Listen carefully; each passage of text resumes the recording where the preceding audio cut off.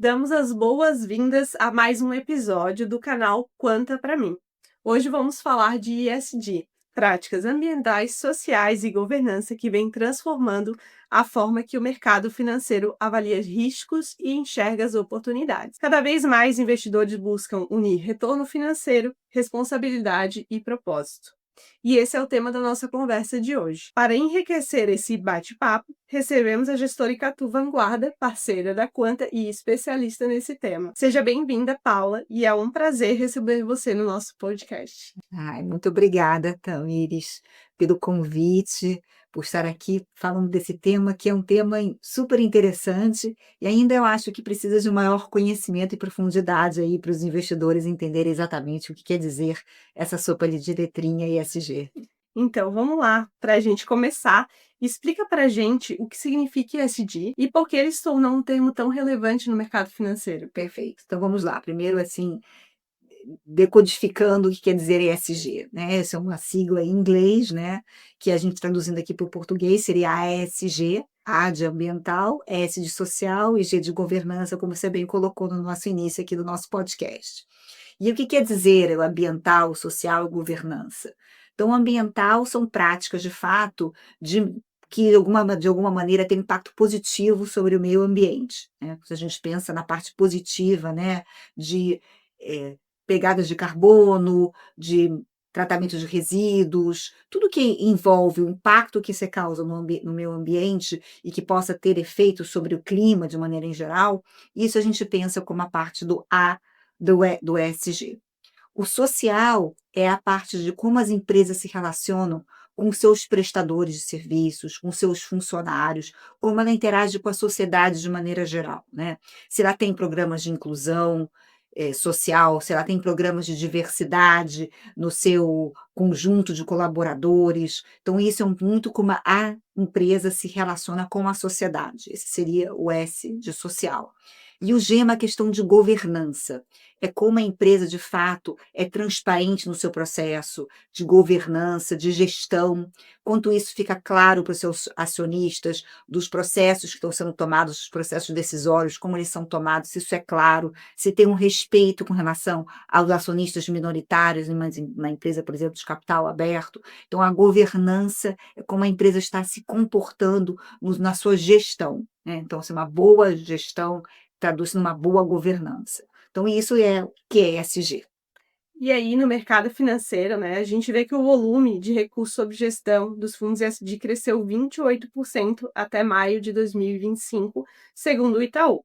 O que explica esse maior interesse do investidor em alocar nesse tipo de fundo? Acho que é super interessante isso, porque quando a gente pensa em ESG, a gente pensa muito, de uma maneira geral, os investidores podem ter uma visão de que ao fazer investimentos em ESG, você está deixando ou trocando retorno por algum tipo de impacto, algum tipo de visão de sustentabilidade, etc.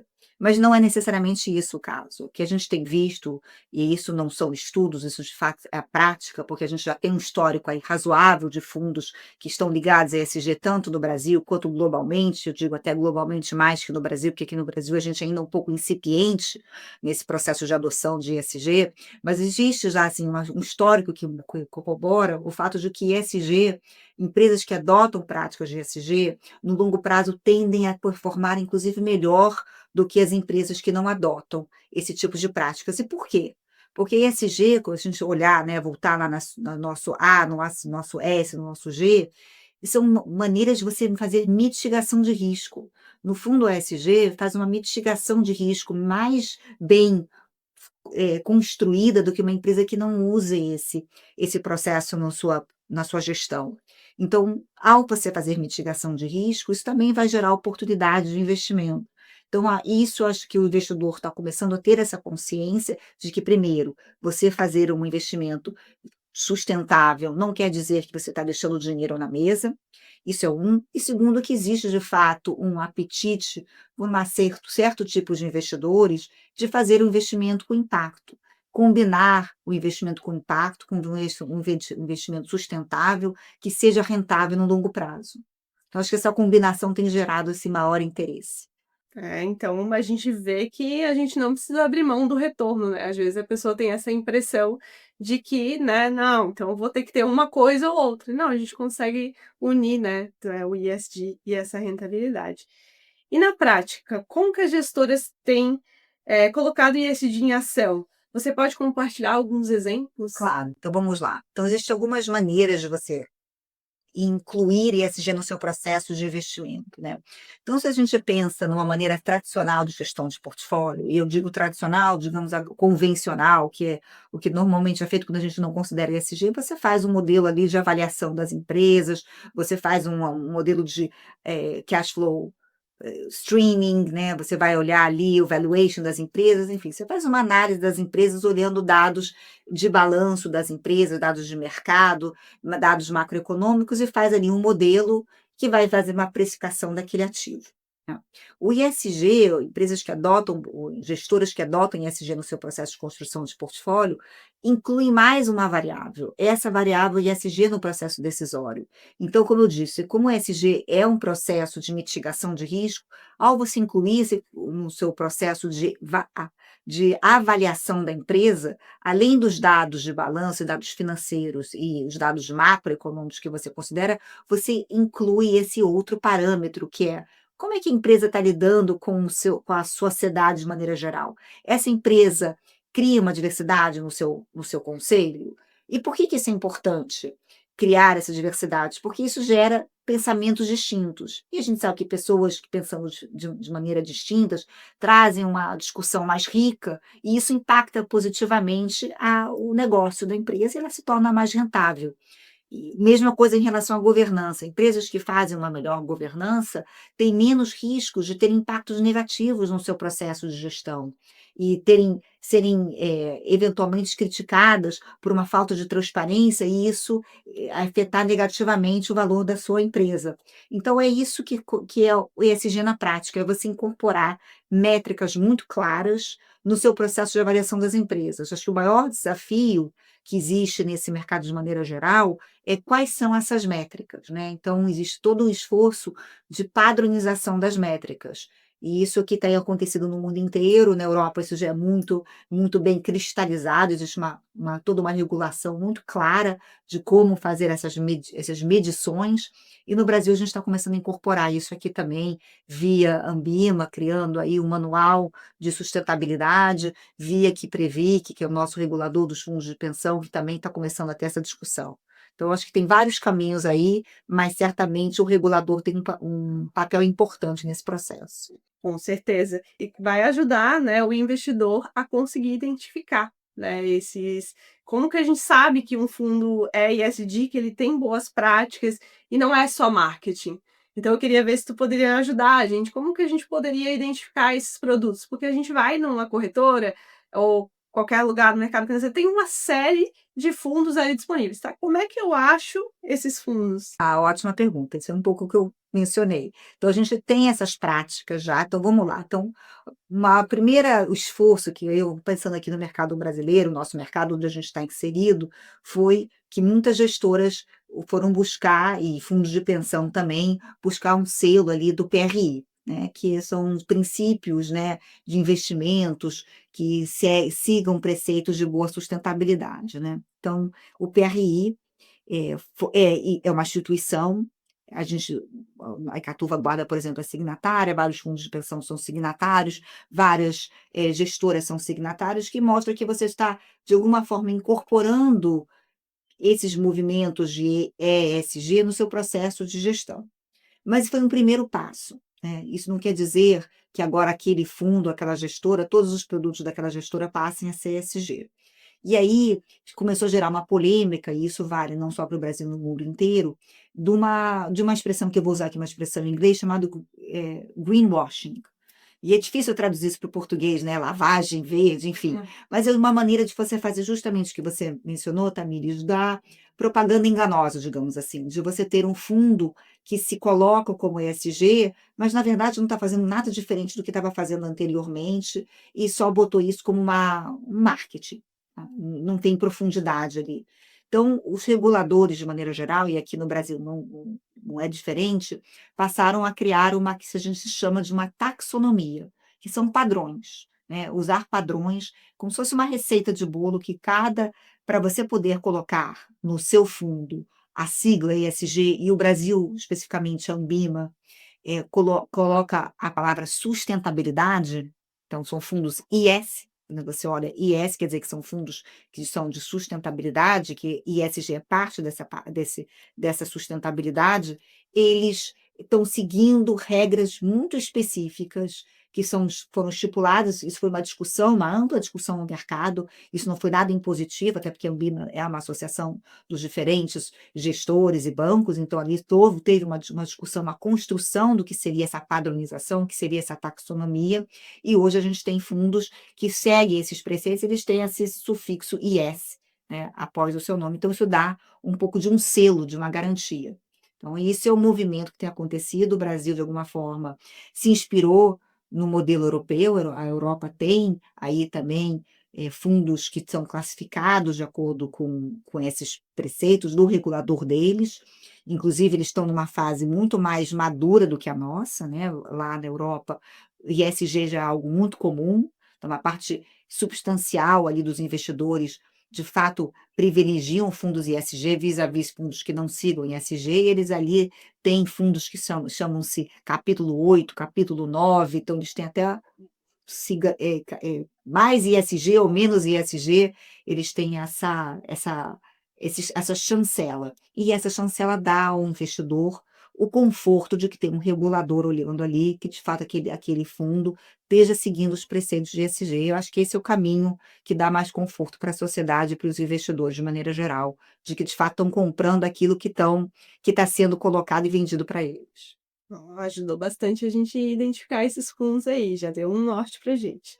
E para quem nos ouve e quer entender o que vem pela frente, quais são as tendências mais fortes para os próximos anos no mercado ESG, especialmente aqui no Brasil, né?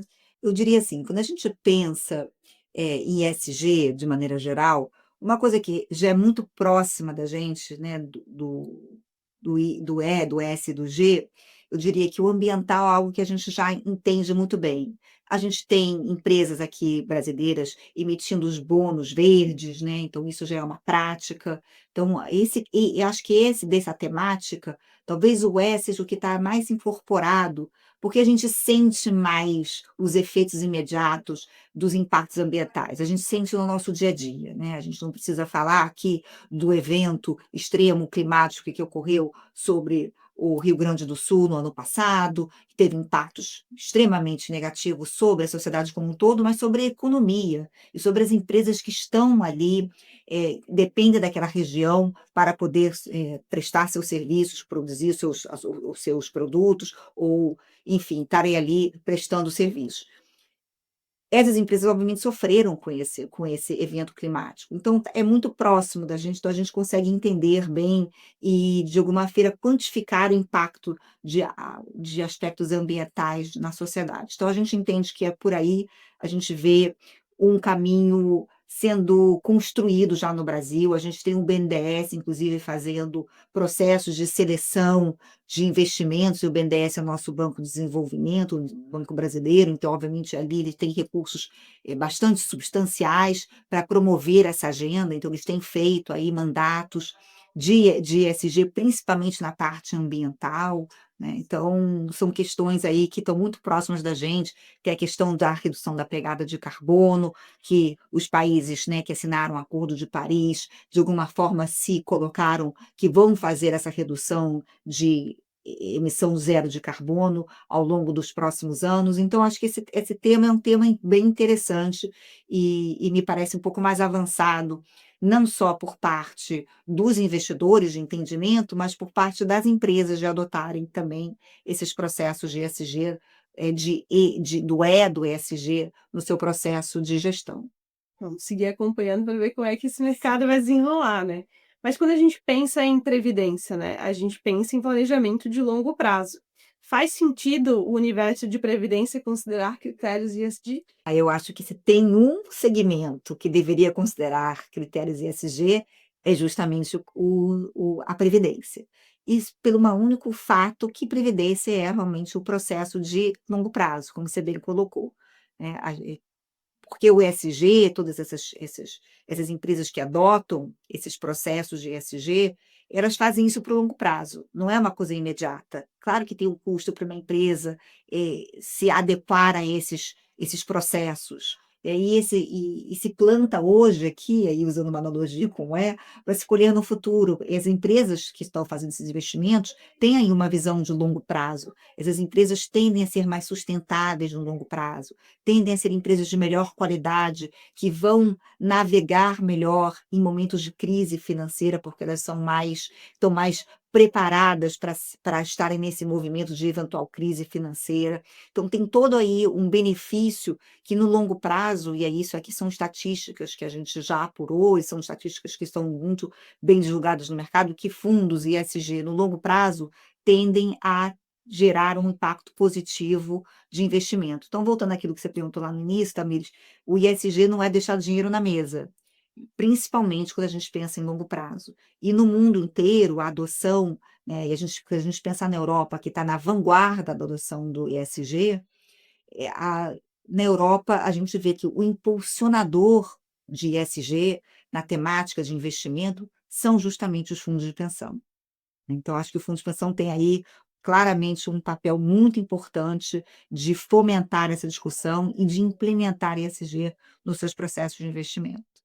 Legal, Paula. Muita informação, muita coisa nova. Aprendi muito aqui contigo.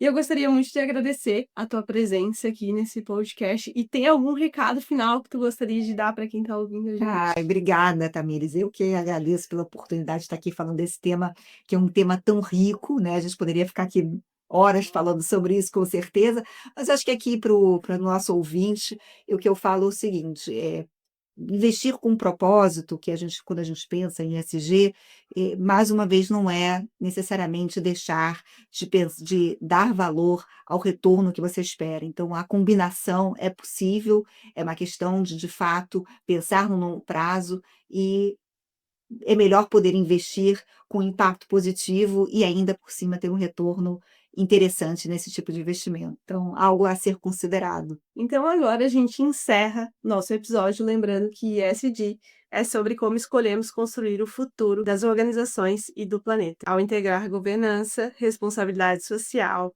e sustentabilidade, nós criamos o valor no longo prazo. Lembre-se de acessar a Aqua pelo QR Code que vai aparecer aqui na tela. Até o próximo episódio.